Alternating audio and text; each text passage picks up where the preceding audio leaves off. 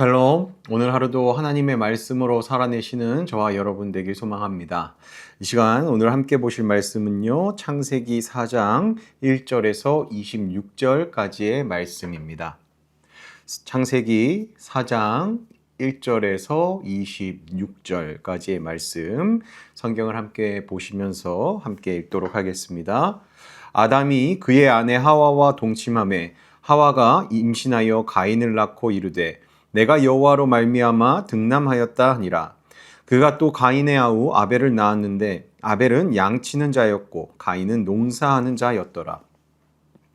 세월이 지난 후에 가인은 땅의 소산으로 제물을 삼아 여호와께 드렸고 아벨은 자기도 양의 첫 새끼와 그 기름으로 드렸더니 여호와께서 아벨과 그의 제물은 받으셨으나 가인과 그의 제물은 받지 아니하신지라. 가인이 몹시 분하여 안색이 변하니 여호와께서 가인에게 이르시되 내가 분함은 어찌 됨이며 안색이 변함은 어찌 됨이냐.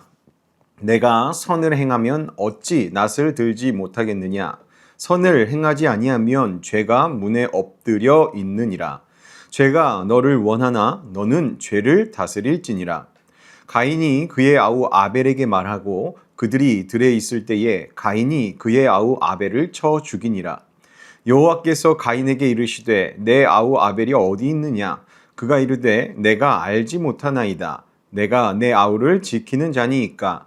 이르시되 내가 무엇을 하였느냐. 내 아우의 핏소리가 땅에서부터 내게 호소하느니라. 땅이 그 입을 벌려 내 손에서부터 내 아우의 피를 받았은즉 내가 땅에서 저주를 받으리니 내가 밭을 갈아도 땅이 다시는 그 효력을 내게 주지 아니할 것이요 너는 땅에서 피하며 유리하는 자가 되리라. 가인이 여호와께 아뢰되 내 죄벌이 지기가 너무 무거우니이다. 주께서 오늘 이 지면에서 나를 쫓아내시온즉 내가 주의 낯을 배웁지 못하리니 내가 땅에서 피하며 유리하는 자가 될지라. 무릇 나를 만나는 자마다 나를 죽이겠나이다. 여호와께서 그에게 이르시되 그렇지 아니하다. 가인을 죽이는 자는 벌을 7배나 받으리라 하시고 가인에게 표를 주사 그를 만나는 모든 사람에게서 죽임을 면하게 하시니라.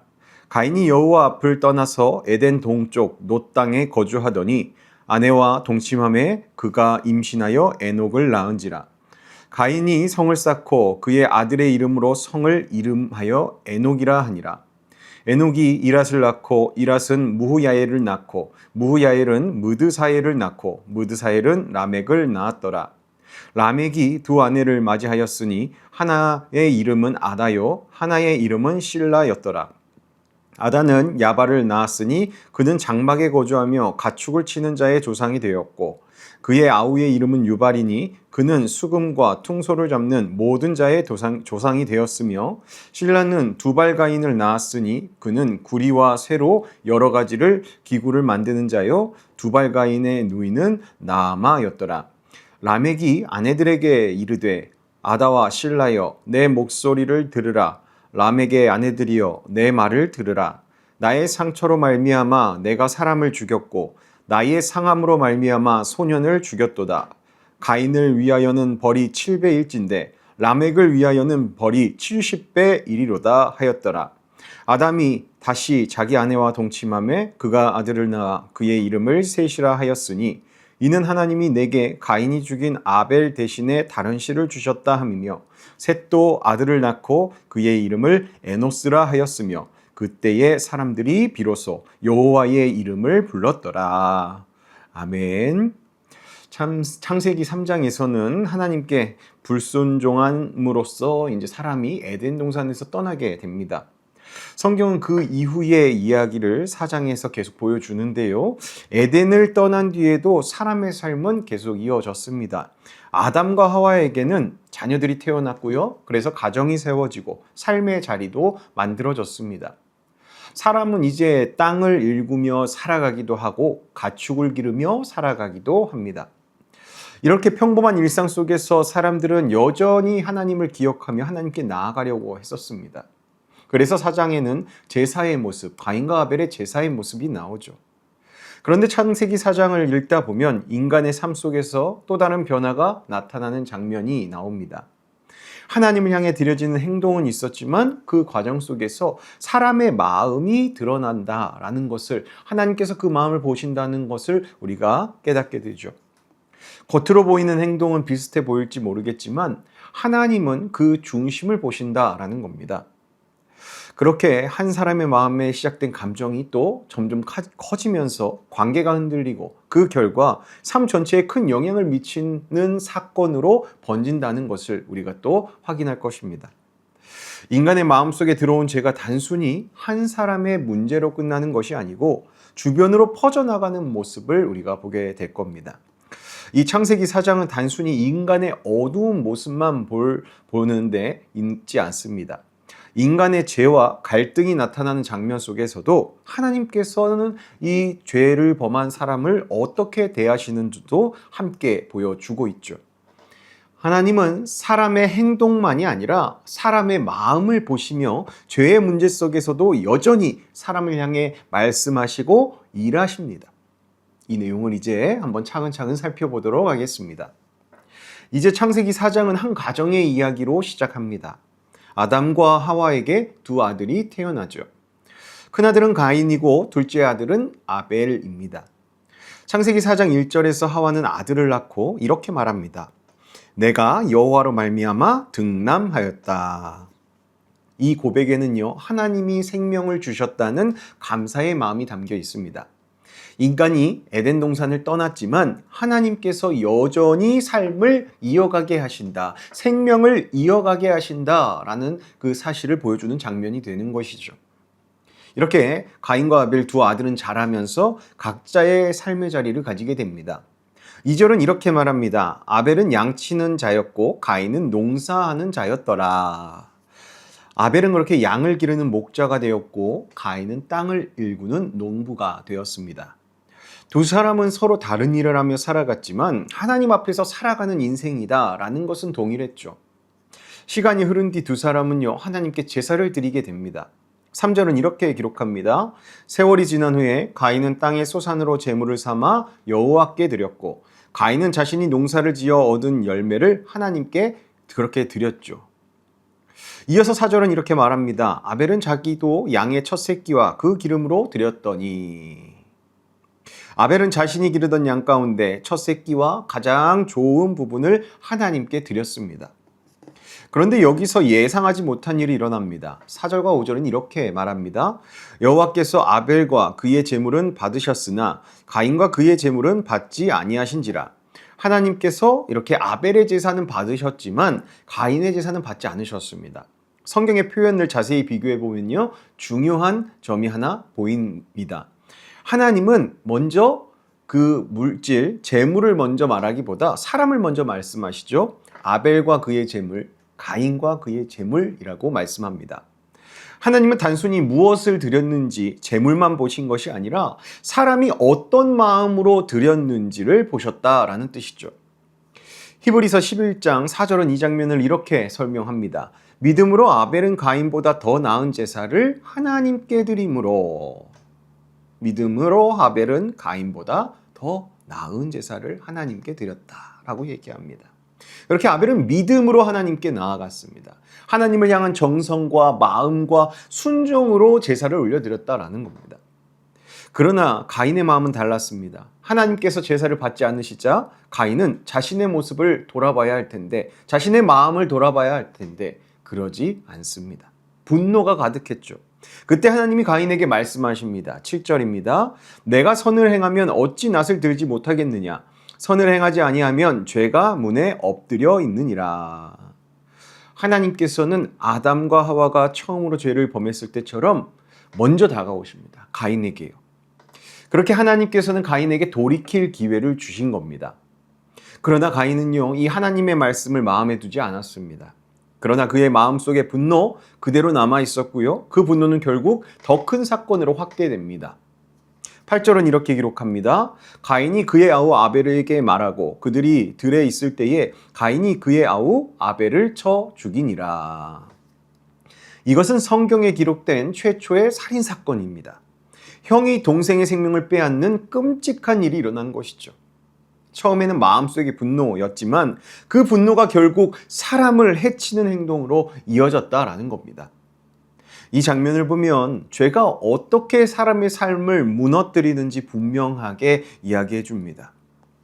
죄는 처음에는 마음속의 작은 감정처럼 보일 수 있습니다만 그 작은 감정, 작은 분노의 감정, 화의 감정 그런 것들을 그대로 두면 결국 그것이 더 큰 문제를 일으킨다라는 겁니다. 하나님이 가인에게 미리 경고하신 이유가 바로 여기에 있었다라는 것이죠. 사건이 일어난 뒤 하나님께서는 다시 또 가인을 찾아오십니다. 이제 여호와께서 가인에게 이르시되 내 아우 아벨이 어디 있느냐. 그렇게 8절 상반절에 그렇게 물어보시죠. 9절 하반절입니다. 9절 하반절에 그렇게 이야기를 하시죠. 하나님은 이미 이 모든 일을 다 알고 계셨습니다. 그런데도 이렇게 질문하신 것은 가인에게 마지막 기회를 주시기 위함이었습니다. 자신의 죄를 인정하고 하나님 앞에 돌아오라 라는 뜻이었죠. 그러나 가인의 대답은 매우 냉담했습니다. 그는 이렇게 말을 합니다. 9절 하반절입니다. 내가 알지 못하나이다. 내가 내 아우를 지키는 자니까 라고 말합니다. 가인은 거짓말하면서 책임을 피하려 했습니다. 자신의 죄를 인정하기보다 하나님께 반발하는 태도를 보였죠. 그때 하나님은 가인에게 이렇게 말씀하십니다. 창세기 14장 10절 말씀이요. 내 아우의 핏소리가 땅에서부터 내게 호소하느니라. 이게 무슨 말일까요? 사람은 죄를 숨길 수 있다고 생각하지만 하나님 앞에서는 숨길 수가 없다는 겁니다. 아벨의 죽음과 그 과정 다 하나님이 보시고 알고 계신다라는 겁니다. 결국 하나님은요, 가인에게 심판을 내리십니다. 가인은 땅에 저주를 받고 떠도는 사람이 되죠. 12절은 이렇게 말합니다. 내가 밭을 갈아도 땅이 다시는 그 효력을 내게 주지 아니할 것이요. 너는 땅에서 피하며 유리하는 자가 되리라. 농사 짓던 사람이 이제는 안정된 삶을 살 수 없게 된 겁니다. 그런데 이 장면에서도 하나님의 모습 가운데 매우 분명하게 나타나는 한 가지 사실이 있습니다. 그것은 하나님께서 죄를 심판하시지만 동시에 가인을 완전히 버린 것은 아니었다라는 겁니다.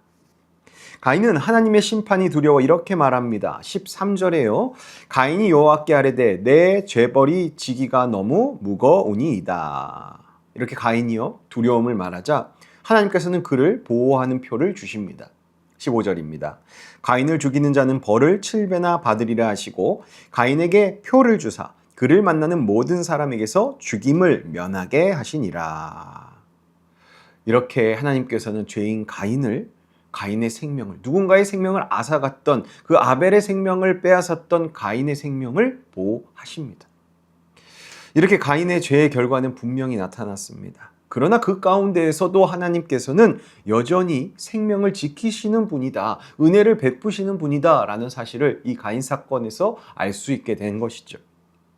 그렇게 가인은 하나님의 보호를 받았지만 결국 하나님 앞을 떠나게 됩니다. 16절은 이렇게 말합니다. 가인이 여호와 앞을 떠나 에덴 동쪽 놋 땅에 거주하더니. 성경은 이 장면을 매우 짧게 기록하지만요, 그 의미만큼은 분명합니다. 가인은 하나님과 함께하던 자리를 떠났다라는 거죠. 자기 방식대로 살아갔다라는 겁니다. 이후 가인의 삶에는 또 다른 변화가 나타나는데요. 17절을 보면 가인이 성을 쌓았다라고 기록을 합니다. 그는 아들의 이름을 따라 성의 이름을 에녹이라고 불렀습니다. 성을 쌓는 일은요, 사람들에게 안정을 주고 또 보호를 주는 일이 맞습니다.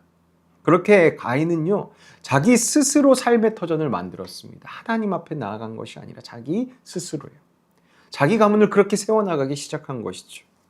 그렇게 가인의 후손들은요, 계속해서 삶의 영역을 넓혀갑니다. 20절에서 22절은 가인의 후손들이 여러 분야의 일을 시작했다라고 합니다. 가죽 치는 일도 시작하고 수금과 퉁소 같은 악기를 다루는 일도 시작하고 구리와 쇠로 여러 가지 연장을 만드는 일도 시작했음을 알려줍니다. 이렇게 가만히 보면요, 이 가인의 후손들이 문화와 기술을 발전시키면서 세상을 살아가는 능력을 그렇게 뽐내고 있는 그런 모습 같아 보이기도 합니다. 그런데 문제가 하나 있습니다. 이 내용에서 우리가 설명을 볼 때에 이 가인들의 후손들의 문제점, 그것이 무엇이냐? 거기서 하나님을 찾지 않았다라는 겁니다. 가인도 마찬가지였고 가인의 후손도 마찬가지였다라는 겁니다. 삶의 발전과 성취는 그들 가운데 있을지 모르겠지만 하나님과의 관계에 대한 그러한 이야기는 말씀에서 전혀 나타나지가 않고 있죠. 이러한 모습은 라멕이라는 인물에게서 더 분명하게 나타납니다. 19절에 보면 라멕은 두 아내를 맞이합니다. 이것은 하나님이 처음 세우신 그 가정의 질서와 다른 모습이죠.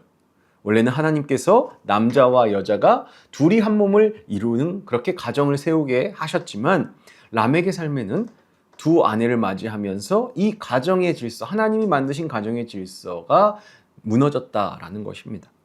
그리고 라멕은요, 자신이 사람을 죽인 일을 노래처럼 이야기합니다. 23절에서 그는 이렇게 말을 합니다. 라멕이 아내들에게 이르되 아다와 실라여 내 목소리를 들으라. 라멕의 아내들이여 내 말을 들으라. 나의 상처로 말미암아 내가 사람을 죽였고 나의 상함으로 말미암아 소년을 죽였도다.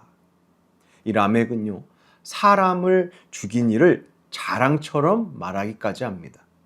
그리고 24절에는 이렇게 말합니다. 가인을 위하여는 벌이 7배일진데 라멕을 위하여는 벌이 70배의 1이로다 라고 말을 합니다. 이것은요, 자신의 힘을 과시하면서 더 큰 보복을 하겠다라고 하는 장면입니다. 그렇게 가인의 후손들은요, 점점 더 죄악의 길로 향하게 되었죠. 그런데요, 이 가인의 후손들이 죄를 범하고 그렇게 무너지는 그 과정 가운데 있었지만 하나님께서는 또 다른 길을 예비하십니다. 준비하고 계셨습니다. 25절을 보면요, 아담과 하와에게 또 다른 아들이 태어납니다. 누구입니까? 바로 셋입니다.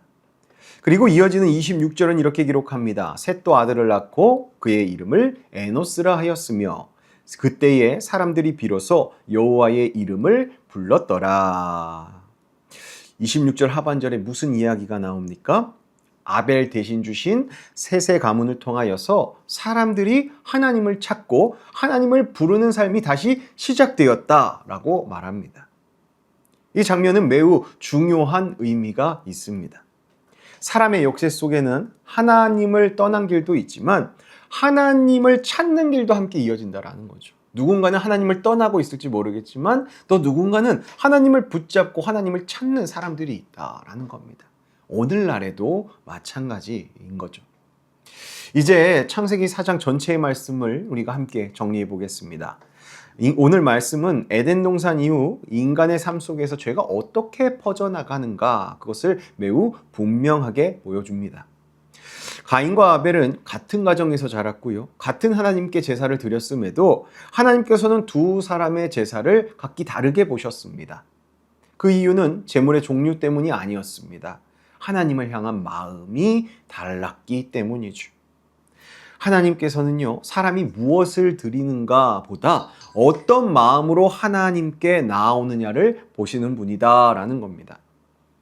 가인은 하나님께서 자신의 제사를 받지 않으셨을 때 자신의 마음을 돌아보지 않았습니다. 오히려 그 대신 분노와 질투를 마음에 품었죠.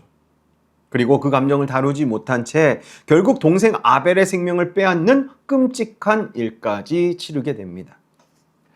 이 장면은 죄가 얼마나 무서운 결과까지 가져갈 수 있는지, 그 작은 그 마음의 감정, 분노의 감정을 제어하지 못할 때 이렇게 끔찍한 일이 일어날 수 있음을 우리에게 보여줍니다.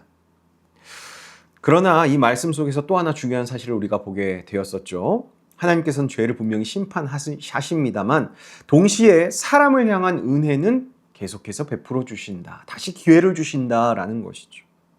하나님은 가인에게 찾아오셔서 여러 번 기회도 주셨고요, 심판 속에서도 결국 돌이키지 않은 그 가인의 심판을 내리시면서도 그의 생명만큼은 또 보호해 주셨습니다. 하나님께서는 죄를 가볍게 여기지 않으시지만 죄인인 인간을 완전히 버리시는 분도 아니다라는 것이죠. 그리고 또 하나님께서는 이 셋을 통하여서 새로운 역사를 시작하게 하셨습니다. 세상이 죄로 가득해 보이는 그 상황 속에서도 하나님을 찾는 사람들이 다시 일어나기 시작한 것이죠. 하나님께서는요, 언제나 믿음의 사람들을 통하여서 새로운 길을 여십니다. 사랑하는 성도 여러분, 우리의 삶 속에서도 두 가지 길이 있습니다. 하나는 가인의 길, 또 하나는 셋의 길, 이렇게 함께 두 길이 놓여 있습니다. 그런데 하나님을 떠난 삶은 결국 어떻게 됩니까? 그 길을 가는 사람은 하나님과 사람의 관계가 다 무너질 수밖에 없습니다. 그러나 하나님을 찾는 삶, 하나님을 따르는 길은 다시 하나님과의 관계를 회복하게 되죠. 사람과의 관계도 회복되고요. 그러므로 저와 여러분의 삶 속에서 중요한 것은 우리 마음이 하나님을 향하고 있는가입니다. 예배할 때도요, 형식이 아니라 하나님을 향한 믿음으로 나아가야 하고, 마음속에 분노와 미움이 생길 때 그것을 그대로 두지 마시고 하나님 앞에서 그 문제를 다루어야 한다라는 겁니다. 스스로 어떻게 할 수가 없습니다. 가인처럼 그 분노와 안 좋은 감정들이 더 커지기만 할 뿐입니다. 하나님 앞에 갖고 나가셔야 됩니다. 그리고 또 무엇보다 지속해서 하나님을 찾는 것, 하나님을 찾는 삶, 그것을 우리가 이어가야 합니다. 오늘도 하나님은 하나님을 부르며 그렇게 하나님 앞에 서는 사람, 그리고 하나님의 부르심에 응답하고자 하는 사람을 찾고 계십니다. 우리의 가정과 교회가 하나님을 찾는 자리, 하나님을 부르는 자리, 하나님께 응답하며 나아가는 자리가 되길 소망합니다. 저와 여러분이 하나님을 의지하며 살아갈 때 하나님은 분명히 우리의 삶을 붙들어 주실 것이고 믿음의 길로 인도해 주실 줄로 믿습니다. 오늘 하루도 주님과 가까이 하시면서 하나님께서 주시는 은혜와 평안의 삶을 누리시는 저와 여러분 되시길 예수님의 이름으로 축복합니다. 기도하겠습니다. 자비로우신 하나님 아버지, 오늘 창세기 4장의 말씀을 통해 우리의 마음을 비추어 주시니 감사합니다. 가인과 아벨의 이야기를 보며 우리의 마음 속에도 하나님보다 앞서는 욕심과 분노가 있을 수 있음을 깨닫게 해주시니 감사합니다. 하나님, 우리에게 먼저는 우리가 드리는 하나님께 드리는 그 예배가 형식이 아니라 하나님을 향한 진실한 마음이 되게 하여 주시옵소서. 우리가 드리는 예배와 삶이 하나님께서 기뻐 받으시는 제사가 되도록 우리를 가르치시고 감동하시며 인도하여 주시옵소서. 주님, 가인의 모습 속에서 우리의 연약함을 봅니다. 마음과 감정을 다스리지 못할 때 가인에게 하신 말씀, 죄가 문 앞에 엎드려 우리를 넘어뜨리려 한다라는 그 말씀을 우리가 기억하게 하시고, 그때마다 그 순간마다 죄를 따르지 않고 하나님께 그 죄를 가지고 나아가 회개하고 용서를 구하는 저희들 되게 하여 주시옵소서. 뿐만 아니라 우리의 감정과 생각을 다스려 주셔서 분노와 시기 대신 사랑과 순종으로 살아가게 인도하여 주시옵소서.